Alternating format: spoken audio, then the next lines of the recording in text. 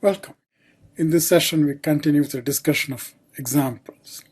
Except this time, we are going to do a problem where substitution will not work. In fact, if you write down a random problem, even when it looks like something where substitution might work, it may not work, because you have to have a very special type of factor in there. Of course, in textbook problems, substitution usually works, but there are a few situations where they throw you a curveball. They give you something where substitution doesn't work. Watch out for that. This is an example like that. The problem is asking me to find the general antiderivative of x times square of the quantity x cubed plus 1. You might think, well, the rule of thumb says use the substitution u equals x cubed plus 1.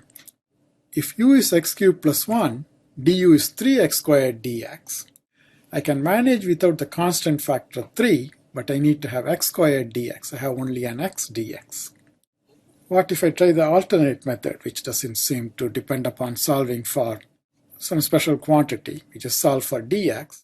If I did that, dx is du over 3x squared. I put that in. X cubed plus 1 quantity squared is u squared.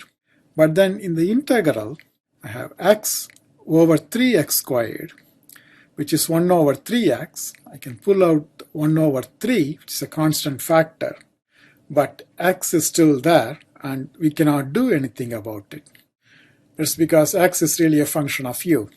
From the substitution, I can solve for x in terms of u. X is cube root of u minus 1.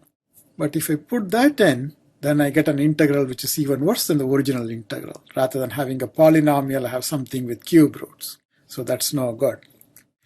Of course, you can use the fact that the given integral is the integral of a polynomial. If I write the polynomial in standard form, then I can use the power rule term by term. So I multiply out x cubed plus 1 quantity squared.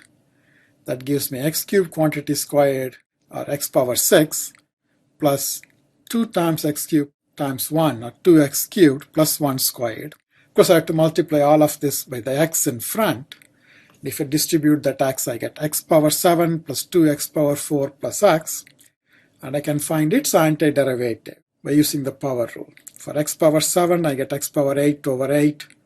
For 2x power 4, I get 2x power 5 over 5. For x, or x power 1, I get x power 2 over 2. And then plus the constant of integration. This concludes our final example using the method of substitution, or rather in this case, where the method doesn't work.